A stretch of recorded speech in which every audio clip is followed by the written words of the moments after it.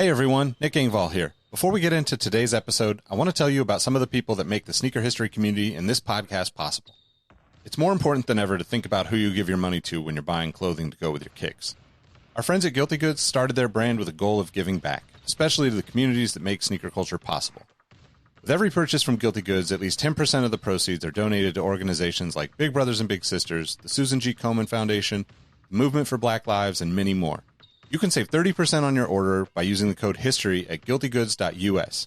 Again, that's history at guiltygoods.us for 30% off, and you can feel good about your purchase knowing you're supporting a meaningful cause.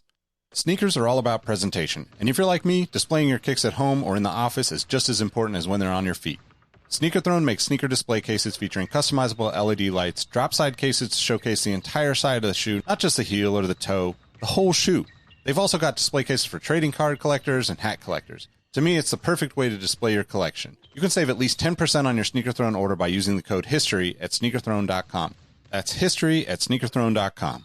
If you're a Patreon supporter or a member of our Discord community, you already know about Kicks with V hot sauce and his small batch, locally sourced hot sauce. V has been one of the biggest supporters of sneaker history and the podcast since the early days. He's currently the defending champion in our community trivia nights competition. Kicks with V hot sauce has been a huge hit with the community. You can save 10% on your order by using the code SneakerHistory10 at kickswithvhots.com. That's SneakerHistory10 at kickswithvhots.com. Now, you're probably here because you like sneakers, and if you join the Discord, you know our community is about so much more than that. Whether it's the marathon-like community calls, trivia night debates, the in-person meetups, or just sharing our favorite experiences, we found that although we have such different backgrounds, we all have some unexpected shared passions. Not only does the entire community look out for each other when it comes to releases, we're like a support group for life in general. You can join the Discord community for free by heading to the show notes of this episode. After you're done listening to this episode, tell someone you like their kicks today. You never know how far a simple compliment can take you, and we all know how good it feels to have someone show their appreciation. Now let's get into today's episode.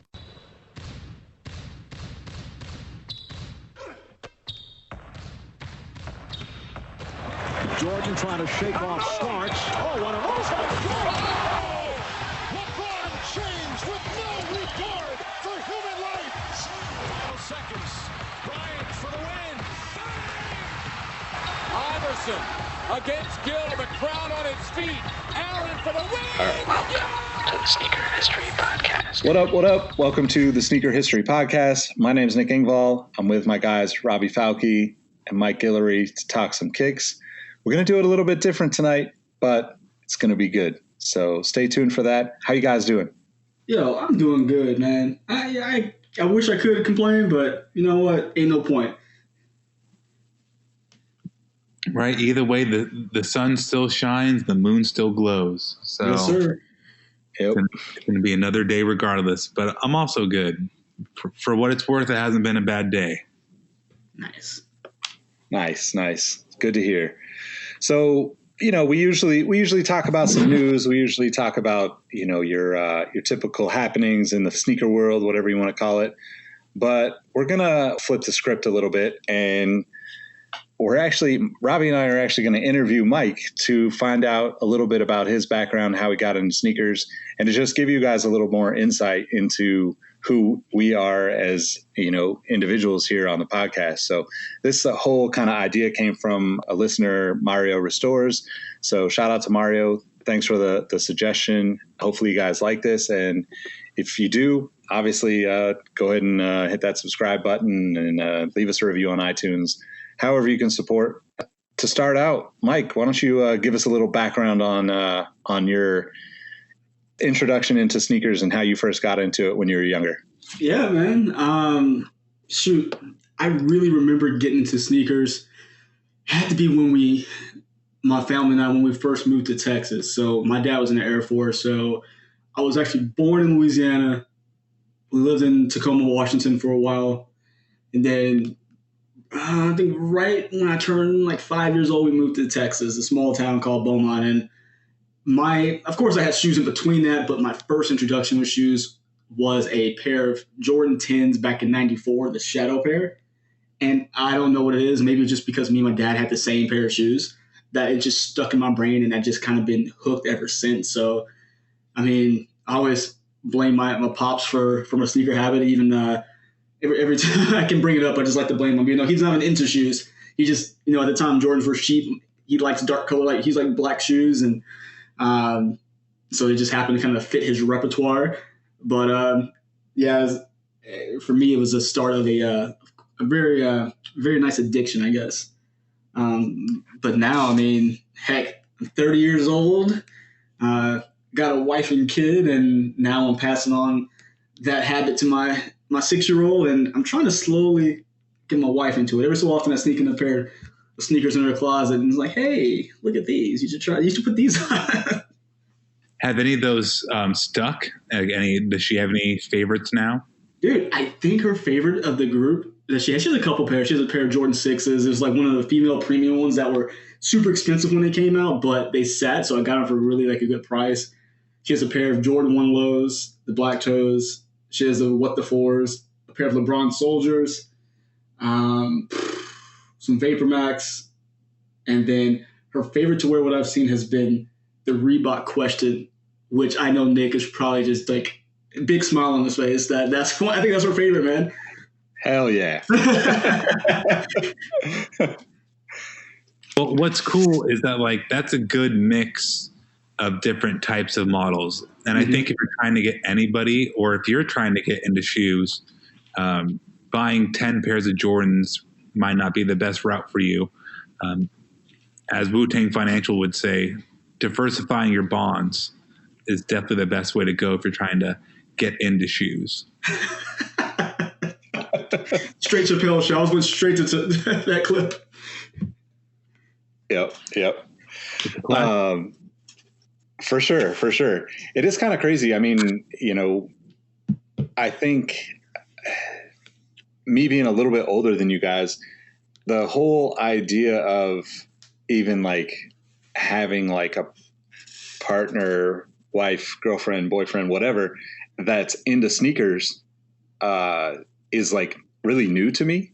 Like I never really even considered it, until the last maybe 3-4 years. Yeah.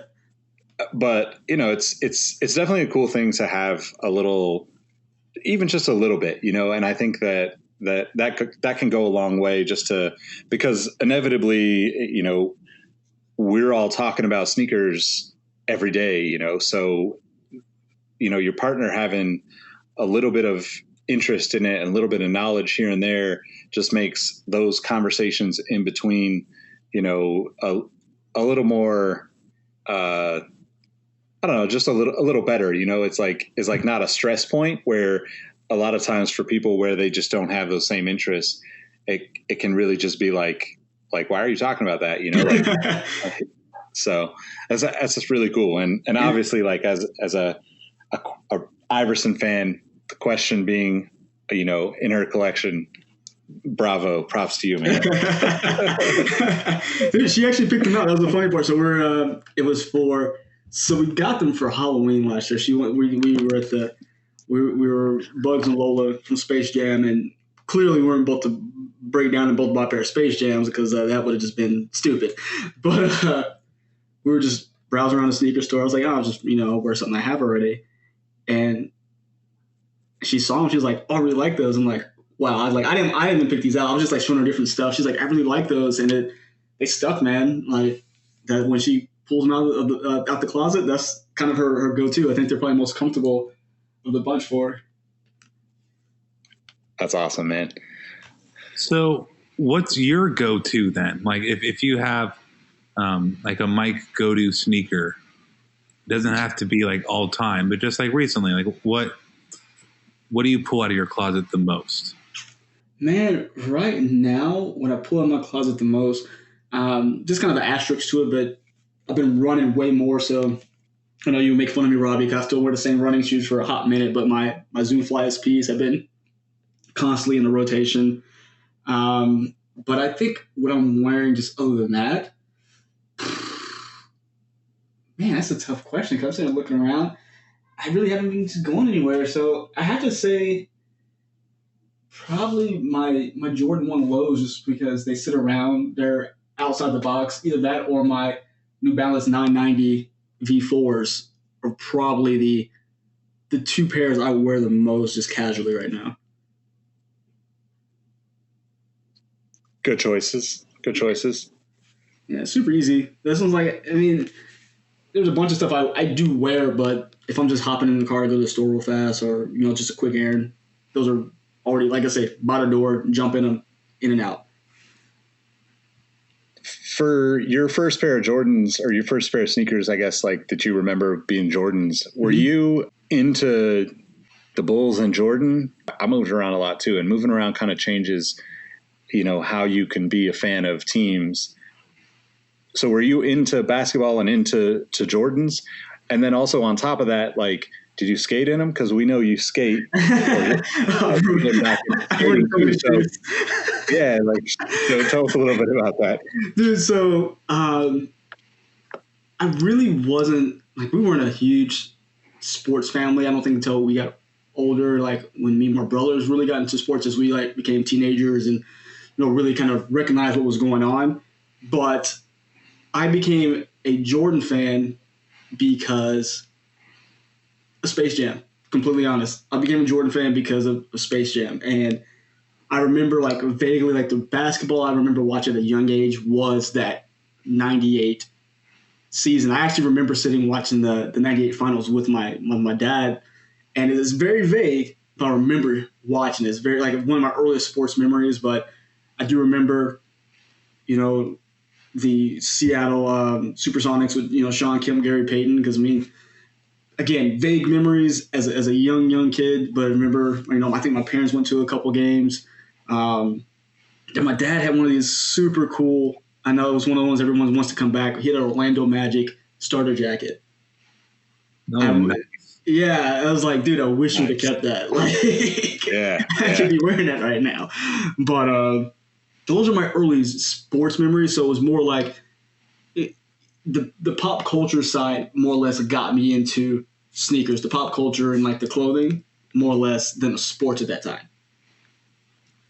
It's just cool to hear that Space Jam worked. And I know that you're not an anomaly, but the fact that he really could bridge the gap more so into like pop culture and movies and bring fans in that way. That's like the real power of Space Jam. Oh yeah, it was crazy because after that, again, still really new into sports. That's when I was getting into jerseys at that point. I remember I had a Grant Hill Detroit jersey. I wore it all the time. Then I also had a Shaq Lakers jersey that literally I wore till the numbers fell off of it. Those two were like my go-tos all the time. I think I might have an old elementary school picture with like, you can tell me I wasn't fresh back then. Like it was a winter time. I think it was the Grant Hill jersey in red and blue with the with like a turtleneck underneath. Boy, you couldn't tell me nothing. Which that's awesome. But skating, I don't. So when I really got into skating, that's kind of when the transition happened to my foot growing more, and my parents like, yeah, you're not getting anything expensive. So I definitely skated. I know you guys remember this, but Airwalks went to Payless, so I was skating in Airwalks a lot. I was skating Converse a lot. Yeah, those were like the go-to shoes for me. At that point, I didn't care. Because DCs and stuff, I wanted those. You guys remember the stupid skate shoes that had the plate in the middle so you can like grind on your feet, basically? So yeah. So yeah, there you go. Dude, I wanted a pair of those so bad. My mom was like, no, that's stupid. Because they're like $100-something, and she's like, your foot's growing like every week. You're not buying that. And so I was definitely I was rocking, like I said, a lot of Converse, a lot of Airwalks, and a lot of Superstars. That were the three shoes I skated in because they were affordable, and they were tough. And you remember Superstars back in like Foot Action Champs days were, 2 for $79, 2 for $89. Oh yeah. Yeah, or Foot Action, whatever they were. Is like, dude, heck yeah, let me go ahead and get 2 shoes for the price of 1. But yeah, when I was younger, it was funny. My parents started the habit, but then, of course, inflation happened. And like, oh crap, you $100 for a pair of shoes? You tripping? But my first, let's see, these are like the 4 shoes I vividly remember having, like those first day of school. I remember going school shopping, and these were the ones. So, of course, the first ones were the Jordan 10s, right before I went to kindergarten. Again, I don't know how I remember it, but I do. Next ones, 95, were the playoff 11s. I got those, and I got the Air Griffey Max 3s, which they have not retroed. I want a pair of those so bad. If I can find one in decent shape and have it restored, if they don't ever retro, I would love to have a pair of those. And then Tim Hardaway's Air Bacon in the red colorway. Those were the 4 shoes that I remember just – if I can have all 4 of those now, I would probably beat them to the ground. That's awesome, man. Yeah, the Griffey Max 3, man, is such a – I mean, just like baseball shoes in general for me are super special, but that shoe was like – it was like the first, I love the original Griffey Max. I love like the Diamond Fury. There was a lot of great shoes in that era, but the Griffey Max 3 was such a the best way to put it is it was a crossover, right? It was like I could see the Air Raid, I could see the Jordan 8, I could see all of these players kind of wearing that shoe off the field, and obviously Ken Griffey was just, I think if you were anywhere near baseball at that era, you were a fan, right? Because he was just like this perfect, kind of like the perfect swing, the coolest kid on the diamond. He was just hat, everything, man. Yeah, man. He just had it all, right? He was like Michael Jordan, but just the baseball version where it was everything he did was cool. And yeah, so those are definitely up there for me too when I was younger. It is kind of crazy that those haven't come back, but every time I bring it up to someone, they're like, "Oh, those are ugly." I'm like, "Those are one of the most classic shoes ever." You shut your face. I'm dead serious. I'm like, that's definitely one of my favorites too. Yeah. Oh man, but yeah, man. If I could have any of those 4, heck, all 4, count me in. Now, so did you move down to Texas? I guess I should say, did you become a Rockets fan during that era as well, or was it kind of later that you started getting more into basketball?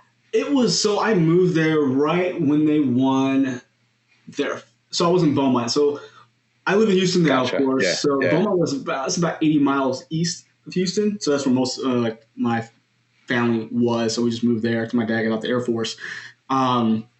So I did not. I remember I had Rockets gear, I had Rockets clothes, and I had all the Texas teams clothes, Oilers stuff. I had Cowboy stuff, which I will burn to this day. But yeah, don't tell my wife; she's gonna be mad because she's a Cowboys fan. Yeah, man, I didn't really become a Rockets fan. I don't think until, be completely honest, probably middle school, high school.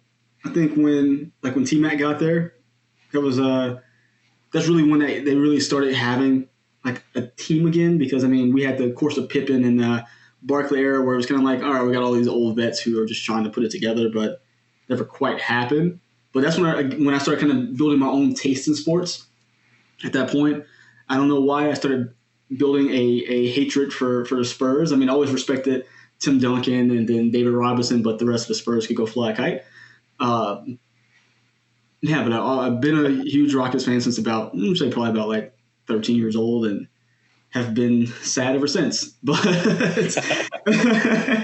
but yeah, man. At that point, when I became a Rockets fan, it was one of those in between times for me where again I had 2 brothers, or have 2 brothers to say, and we're like, hey, your shoe's 150, you ain't getting that. So it was one of those I love T-Mac, couldn't quite get the T-Max, but I always did. I was wearing a lot of Adidas basketball shoes, like the was it Pro Model 2Gs. I wore a lot of the bounce models when they went on sale. I think I had one of Dwight Howard's bounces that went on sale. It was $50 because that technology was trash, but so proud of that because it was in Orlando colors. It was super clean. It was in high school, and yeah, man. I mean, I have a very weird taste in shoes in the sense of I can't stick with one thing. I like to explore, so I was a little bit everywhere, man. I was my favorite pair of shoes to wear in middle school was a pair of they were GRs. We had to wear uniforms to school. They were white and blue, so I wore these white Dunks with a navy blue outsole and a navy blue check. Hell, those things today might be worth like $400. Who knows? I mean, with wanting to mix it up and starting to become like a Houston fan, once that settled in, did you ever get into like the T-Mac stuff? 'Cause I didn't bring it up when I really had like my interview part, but like the T-Mac line, like super important to me, and we're the same age. So I was wondering if you caught that bug too. You know what? I never really did catch the T-Mac bug.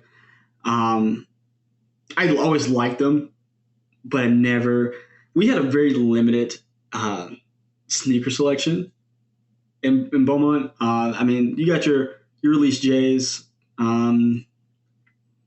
a lot of a good amount of signature basketball stuff. We didn't get too much of it because it's just a very small market. To be honest with you, a lot of stuff I was wearing, like I said, I wore a lot of Superstars back then, a lot of Chuck Taylors. I'm trying to think. I wore a lot of like Puma Romas or a big one I wore, and I always like followed these different like accounts, like looking at Nike Talk, looking at all these like. I think one of the big things like back in the day before I actually had a computer in my room was watching like MTV Cribs and watching like all the athletes and all like the rappers show their shoe closets off. And that was how I found out about a lot of stuff, just like looking through that and like, oh, I didn't know those existed. And from there just kept developing taste and see what I get my hands on, just like really searching. Like anytime we went to Houston, I was all like just every store I get my hands on just to find like a steal. That's so funny you say that because I also used to love watching MTV Cribs. Like, hit me with the garage and hit me with the closet. That's all I care about. Cars and kicks. Let's do it. So in the timeline now that you're kind of like paying attention and looking for deals, what was the first pair of shoes you remember buying with your own money? Oh man, the first pair of shoes I bought with my own money, I want to say it was. I'm trying to think. I think it might have been a pair. I think it might have been a Jordan 11, like the IE. I think it's the black and red colorway. That might have been I think that was the first one I bought with my own cash. And when I say I beat it to the ground, that was probably understatement. So are all three of us like fans of the IE? I think I'm sensing that. That's a fantastic shoe. It gets so much. People hate it so much when it come out, but why when I go look on a resale site to buy another pair, they're like $300? Makes no sense to me. Yeah, those really do come and go with the times because I had the 2011 pair I bought while working. Yeah, like the Concord looking pair. And I sold those probably like $75, $60. So it's like funny how things change. But yeah, I like the IE. The Zest ones are always kind of cool, but I don't have any current. Yeah, I don't have any current either because they just dunzo. Like my 2011 Breads, woo! They were great at a certain point. How much I wore them. Hey, that's dope though. Yeah, I mean it's like, hey, I got the money's worth. I think there was one as I was getting older and my parents started seeing that I was getting more of an affinity for sneakers, like I'm really like showing them. I think I was able to get them to buy me a pair of the Jordan 1, the Alpha ones, the ones that are the full zoom in for basketball, in the Carolina colorway. Talk about having those for a while as well. Yeah, I mean, we're going to get here into like your first job in sneakers, but before we got on this chat, you sent us a picture of the Dunk High Premium Earthquake. And while we're talking about like first shoes, there has to be an early Mike story involved. So this is college years. This is actually before I got my first job in sneakers. I think this was I want to say it was maybe my sophomore or junior year in college. And in Waco, there is a premium outlet, probably about 45 minutes away. It's a little town called Hillsboro. And literally there was nothing in this town but like a Freddy's Burgers, 7-Eleven, which we would drive out there like fools just to get Slurpees, and this outlet. That's it. It's in the middle of the highway.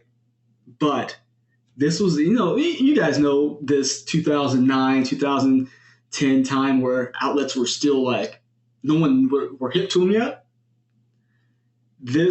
I went to this outlet. I found countless stuff in there. The one thing I kicked myself is not getting the band ones, because I think they came out when I had like a class. I think they came out on a weekday, didn't they? I can't remember. Thursday releases, like Wednesday or Thursday. It was something like that, and I was in class, so I couldn't get them. But that's when I was really heavy into like I said, Nike Talk, Nice Kicks, all that stuff. Just like, I'm gonna find this stuff. But I went there, my roommate at the time, and went in. I was the king of finding a freaking deal, man. I'm hitting the walls and everything was like pretty much half box, and it was crazy. Like now it's just a hash wall, but everything there was half box. So I see this size. It's probably a hair too big. It was a 10.5. I wear a 10, but I'm like, these are dope. I'm bringing them with me, and bought them, warm to death. I think I didn't get rid of them until probably maybe it was, I want to say maybe 2015. And because I wore them, so I ended up selling them to like a consignment shop, because not consignment, but like a Buffalo Exchange.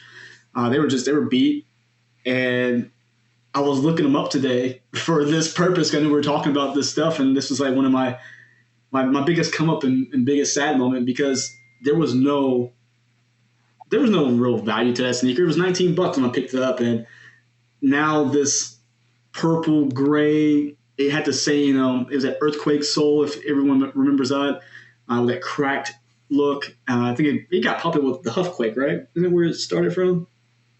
That's the first thing I think of when I hear anything Quake in Nike, the Huffquake. So, yes. Bro, $19. That shoe is selling for like between $700 and $1,000 right now. It's one of those ones that, like, I'm glad I wore it and glad I enjoyed it, but I'm like, God dang it. If you had a time machine, you would still buy that one pair for $20, but you might buy another 5 or 6 for $20. Oh, 100%. I would have bought every size pair. If I knew what I knew now, heck yeah. But I made the right decision. I bought them. I got the worth out of them by putting them on and wearing them. And that's what's up. I mean, yeah, that's all that matters. # wear your shoes. That's what I'm saying. I mean, that's always so tough, because nowadays it's like people want like a cookie for wearing their shoes. Just silly. And here you are, it's rocking them like they should be. And that's what it's all about. Oh, yeah. So we kind of have a better idea of what early Mike was on. So then, like, let's talk about your work experience. What's Mike's resume? Yeah, man. So I've only had one job in sneakers, and I worked at Champs. And it's so funny. I remember I had applied for like Foot Locker and stuff before, and I don't think I ever did good on like those personality tests they would do. And like, I never knew what the score was. But I'm like, man, that must have been what it was, but whatever. I went into Champs, and I said I'm going to take a different approach. Instead of going online and applying, I printed out my resume. I threw on like some, at that point, wax finished jeans were a thing, like silver tab Levi's, like a button-up shirt, and again, the Jordan 11 IE show up. I had those on, cleaned up. I'm like, I'm going in the store. I'm going to get a job. And brought the manager my resume. And it's so funny because he's like, no one ever comes and just brings me anything. And to this day, me and him are still friends. He actually moved from Waco to Houston with his family. And his store he manages is literally 2 miles away from my office now. So I'll go down and see him every so often, like during lunch. Does he still work at Champs? Uh-huh. He got a bigger store. I think he's working his way up to like GM or something. We talked about it a while ago. But yeah, man, it's crazy. Like we were literally down the street from each other, and I worked with him, almost 10 years ago. That's awesome. So why don't you ever flex that connects? Because that's like every GR. I just started. Look, I hadn't seen him in a while, and I just went in there. I was like, holy crap, like he's here because so we got to take a step back. We're going to do like the last dance, go forward, backward, sideways, and yeah. Now started working there to test me. Basically, he's like, all right, cool. I'm not going to hire you straight up, but I want you to come in and I want you to organize my stockroom.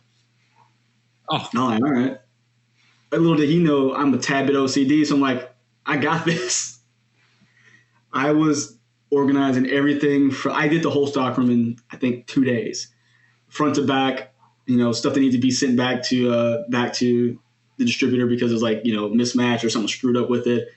I'm talking about arranging Jordans, Team Jordans, I swear every Nike shock on earth.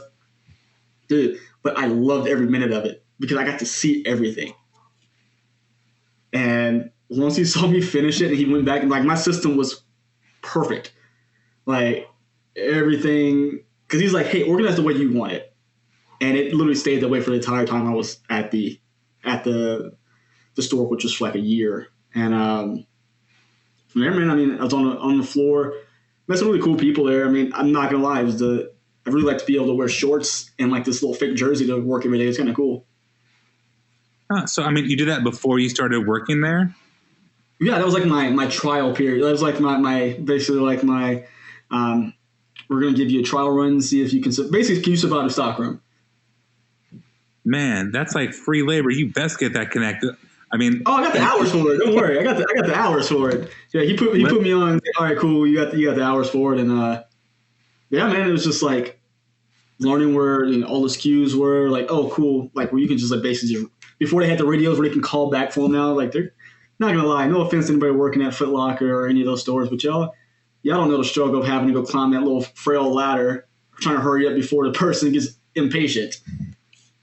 That's risking your life just to pull a pair of sneakers off the shelf for people. Bro, like it was scary in the top shelf, man. Tipsy. It's just shaking like, help, I got this size 14 in my hand. Oh, God, I'm not going to make it. But and not to mention all the other employees coming in and shaking it while you're up there. Bro, like bumping into you, like you are trying to get underneath because they need something like between you and like the ladder. I'm like, you got to move. Like we're both going to die here. Have you ever hidden something up on the top of that crickety ass ladder for yourself? 100%. 100%. Like I hid stuff everywhere in there, dude. I remember like when Lunar Glide 2s first came out, I was like, this cushioning is a godsend. And I remember it was the Wolf Gray and I guess they called it Total Orange. And I remember taking my size and they were selling out. Because, a lot of college athletes and stuff. So I put it like close to like the trash on the top shelf. Just put my name on it. Like, hey, no one touched this. I told straight up, I'm like, hey, I'm going to buy this. Just act like you don't see it. I mean, I got it. I mean, there's, as a poor college student, it was always nice. I don't know if they even still do this at the stores, but I straight up find something. I put it on layaway. I'm like, look, man, and they had, they had a layaway program, like pay like X amount of dollars every couple of days or every couple of weeks. And dude, that's how I got a lot of my collection back then. I 100% know about layaway. What's funny about that is like the Lunar Glide 2 is a super dope shoe, but like totally lost to the memory books, like quite forgettable in the long term, but I couldn't agree with you more with how good that cushioning felt at the time. Love that shoe. Oh, yeah. Yeah, I agree. Beat that one to the ground, too. I still love Lunar Glides. I mean, I think I had every one up until like the 6. And to this day, I'll take it over React. So, dude, they last longer. That Lunar cushioning, I feel like it just holds its form better than some of this other stuff does. So, I mean, you said it's a college town, so you're moving those kind of shoes a little bit more. Mm-hmm. But what's the craziest release, or did you have any crazy releases while you were working there? Oh yeah. I had the craziest release was the 2011 Concord. Man, I remember. So the deal was our manager. We didn't have a lot of people working the store. I think it was maybe a grand total of either like 7 or 8 of us. So the 10% rule, we were already cool. Everyone got their pair. But the deal was, he's like, I will give you a pair, but I need help working the release. He said, he's going to be stupid. I'll need to have all hands on deck. So if you want a pair, cool. I just need your help. So everybody showed up December 23rd at 5 a.m. in the morning. We're there. And dude, so we had to, of course, go through the back entrance because the mall wasn't open, but so many people. Like, we had an ex-Baylor football player was one of our guys, and then another super tall guy. We had them at the door and handed out. We started like a ticket system no one else was doing. We're like, all right, cool. We'll give them tickets with like people in line. We'll just go through and give them the size. All right, what size? When we run out of it, we just run out. Bro, people were like seriously fighting for these tickets. We had to pull our gate down, and people were like smushing each other on the gate. We started letting like maybe 2 or 3 people in at a time to get the pair that was on their ticket. And I remember this one guy, I'm going to get the size for somebody. He's looking at me and he's like, hey, can you also give me this? I'm like, no. He's like, come on, man. I'll pay you. I'm like, no. Like, my boss isn't looking at me like, I'm like, nah, bro, I ain't going to do this. And so once all that happened, they shut the mall down completely because down the street, sister store, Foot Action, all-out brawl happened, and people started looting the store when the brawl happened. So someone got hit with like the metal rack where all the shirts were on, and then people were running out with all the stuff on the table. It was just nonsense, man. And then the guys in the middle of the mall, like the guys who was like, so like the questionable jewelry, they had got the heads up from like some of the Foot Locker guys. They sold them some pairs back door, and they were selling pairs in the middle of the mall for like $400 or $500. Did you get a pair of Concords? They were the first StockX. Anybody ask, I know where it started. Did you get a pair? Oh, yeah. The funny part about it is, so we get there at 5 in the morning. Everybody else is like, they just take the box of their size. I kid you not. I am sitting on the floor in the stockroom before we open, probably about an hour before we open, sitting on the floor, and I've opened every size $10. So I was checking because the 2011s had real bad QC on like the glue. So I'm sitting there comparing, contrasting left and right shoes, mixing and matching. I think I went through, like I say, like probably 4 or 5 boxes because we didn't have that many size 10. So I think I out of all the boxes, I found the 2 best pairs and then saved them. But because of what happened, the mall being closed down by the cops, our boss was like, "Hey man, or hey everybody, for your safety, I'm gonna lock these in my office." He's like, y'all come back and get them the following day, which is fine because this time, people are still getting stabbed, shot, and killed for Jordan 11s. So, I mean, I remember I brought a backpack, shoved it, like the whole box in my backpack, ran to my car, like looking like Charlie in the Chocolate Factory when he had the golden ticket, just hauling it. Grandpa Joe, I got it. Yeah. It was crazy, man. I mean, but I loved it. I actually almost went back. So this is the next part of the story. So when I worked at Enterprise for a while as a manager, but I'm like, bro, this ain't it. I almost went back as his assistant manager, but as soon as I was going to, I looked at the comparison pay. They were going to pay me less. But I'm like, dude, this is just, I can work my way up. But at the same time, like literally the next week, like student loans start hitting And then Enterprise is going to give me a raise. I'm like, God, I'm just going to have to suffer and just, keep renting these cars for a while so I can, pay all these bills. So fast forward again, we meet again. We chop it up every so often when I hang out over there.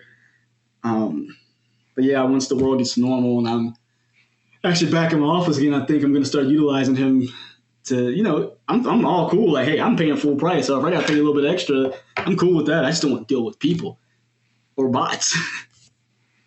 That's the truth of the world. Absolutely. So how long you work at Champs? For about a year. It's my senior year of college. I worked there, and that's my only foray into sneakers until, of course, I got the camera out, started doing the pictures and then the writing, and then basically I got to a point I was like, dude, I want to write, and I want to get into the media side of it. So I kind of pulled a Robbie to a degree. I was like, anybody who is on this freaking Instagram who has some kind of like pull in the publication, here's something I wrote. And, and lo and behold, Nick is one that responded to me. And it was just kind of, no pun intended, but it was just kind of history from there. But yeah, man, that's kind of my workaround through the sneaker world so far. And now you're like full on, got the writing going, the photography, obviously this podcast, the YouTube. So with the YouTube, I wanted to ask you, what's something that you've learned from making YouTube videos that maybe, we wouldn't learn doing, the writing or just like kind of the normal stuff, right? Because the YouTube stuff is challenging. Yeah. It is a couple things. One, doing what you like. I mean, that's one of the things that, when we interviewed Jock, he was a big proponent of, and, I definitely can attest to that. Because you look on YouTube now, I mean, I just want to pull up the page, how many people are reviewing the Travis Scott 270 or the Jordan 13 Flint. It is one thing I learned is trying to find my own lane, which I'm still kind of searching for, but I think I'm kind of getting to that. I'm finding kind of a niche audience right now, which is other things, like things that don't get as much shine and aren't as, critically acclaimed, I should say. So that's something I've definitely learned. Also, it is completely different from writing. I thought it would be the same thing, like I would translate what I wrote to a speak in it. You learn to talk to yourself, it sounds weird, but you're literally having a conversation with yourself, because I find myself getting engaged with what I'm talking about, which you can see the excitement build when it comes to those videos, where I'm talking about, Insta Pump Fury, LeBron 17, whatever it may be. You have to enjoy what you're talking about, or it won't translate to the people. No matter if it's 10 people or 10,000 people, you have to really enjoy what you're talking about, because a lot of people are on YouTube for, if I do enough of this, the brand will give me free stuff. I, at this point, have zero loyalty to any one particular brand because no one's paying me. Reebok sent me this cool little box of like little gifts, which was dope when I did the Insta Pump Fury Boost review, because no one had done one up to that point. But it's staying really fluid because there's so many things out there. It makes me keep my eyes open. So I think it kind of hinders me sometimes in the sneakers I buy, because I get scatterbrained and like, ooh, I want this, and this. It'll be a good video, and I'll leave some other stuff on the table kind of deal. But I don't know. It's really fun. I tell you this, the main purpose of it is not necessarily to monetize, which, I'm not going to say no if it gets to that point, but it's more or less to show my face to the brands, to the sneaker outlets, to say, hey, look, this is what I'm doing. This is what I can provide to you. Because just like Robbie, my goal is to work for a brand or an outlet at some point. I know we're going to dive more into that later, but that's the goal. I want to be able to contribute. cool. If I get some stuff along the way, hey, I don't think anybody complained about that. But the end goal is to actually put a mark somewhere and like, hey, I want to contribute to this brand or to this publication, whatever it may be. We are your publication. You are. You are. No, I mean, I think it's cool though. Like, I think that's something that's super important in the sneaker world, right? Just finding, you know, it sounds corny, but finding who you are and what your voice is. And, you know, I mean, you bring up Jacques, and like, I've known him for a really long time. We've been really close friends for a really long time. And that's something that we talk about still to this day, you know, both of us with 10 plus, 12 plus years into this whole thing. And we still feel like, you know, that's a part of the process too. Once you start creating on all these different platforms, is like refining it and making sure that you're having the conversations with people that you want, you're putting it out there in the ways that you want people to see it, especially like, you know, thinking about like where you want to go with it, what you want to do in the footwear world. But that's super important because every day is your resume, right? Like the same way that Robbie talks about, you know, about like checking Nike for that EKIN position. The same thought process goes into like what you're putting out there on social media, because you know that once you start creating in this world, you've got people that are going to be, you know, working at maybe Reebok today, but they might be at Adidas tomorrow and Nike, you know, a year from now. And you always want to be kind of refining your messaging that goes out. So I think that's super dope. Yeah, I love it, man. I mean, I'm not one to be on camera. Like that is not ever something I'm comfortable with, but I really kind of have to force myself to get out of my own way and out of like think outside the box and just, all right, cool. I'm going to do this. Like literally just watching all you guys has been like a big like help and inspiration. Just like, you know, when you did the, you know, podcast with Tiffany and Jock and the Outside the Box, when you guys videoed it, you know, watching, you know, Foamer and Buckets, you know, Chris and his wife on Wear Testers, like it's one of those things that it's like, all right, cool. If I can just get out of my own way, I can produce something from the ideas I see everywhere else. And it's like, all right, cool.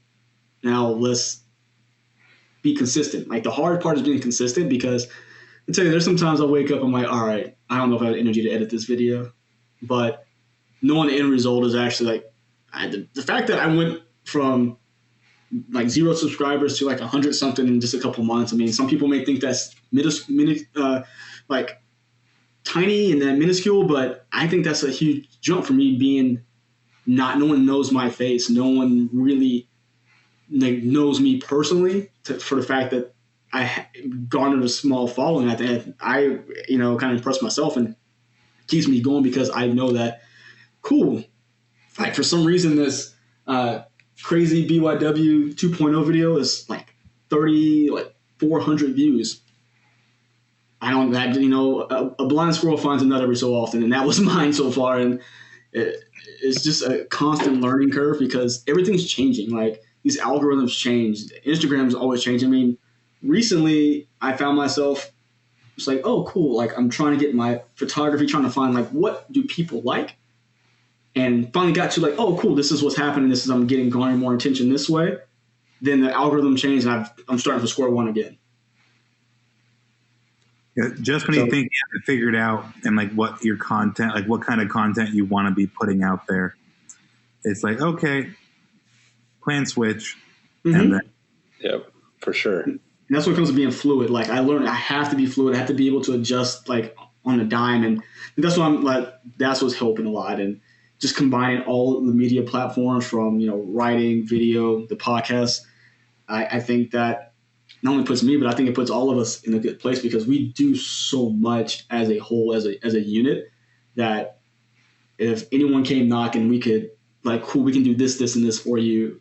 And anybody here on the team could do it. So I think that puts us in a great spot compared to, you know, some people like these one-trick ponies just buying, oh, look, I got an off-white one today because I'm rich. Not you, Robbie. But you know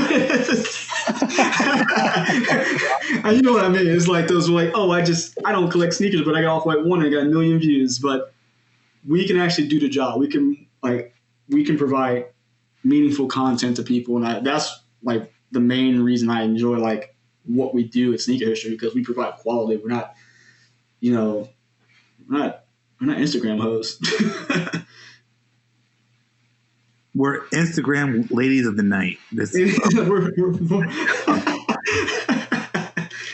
We're distinguished. So then what's that dream job for you then in the sneaker world? Obviously Robbie shared with us, the Eakin story and how he kind of, was able to find some mentors in that, and like kind of looks at that as like, how do I now turn around and give back in that way? And what is that for you? Is there a particular brand or a particular like role that you see yourself like going after all the time? Yeah, I mean, I've done a lot of applying to Nike, and I'll to be honest, I didn't have the resume until probably now to even maybe get a second look at the dang thing. Because a lot of my qualifications before I started working with you guys was business. Like I was straight on the business side, selling, managing, building businesses. That was my deal. But now I've gotten more, I'm like, Robbie said the same thing. I can direct you to Sneaker History. There's more portfolio. I can direct you to YouTube. There's more portfolio now. So I have a little bit more, I think, not necessarily an edge, but I think I can at least get a second look, like I said. But I don't want to say I'm going to be brand specific, but I am, of course. Nike probably encompasses more of my collection than anything else, just because I think they do put out just a solid product. And I mean, they have more than one hit wonders. I mean, some of the other brands that buy is more like one-offs because that was the one I hit that caught my attention. So I have to say Nike would be my probably my first course of action when it comes to looking at that dream position. That's going to be their brand creative designer, is just because of the storytelling job. That's the person who's going to be in the department, mixing the marketing team and design team to go in and help tell the story for the next shoe, to bring whatever that marketing campaign is to this country or that country. So that'd be my dream job, because it mixes in everything I like. I mean, I graduated Baylor with a marketing degree, so I've always liked that. Of course, I always enjoy art, so that's a lot of the, let's say what colors, what can we entice people with there that way. And then, of course, the sneaker itself. Like, I get to build something around the sneaker campaign, around this athlete. Like, that would be my dream job.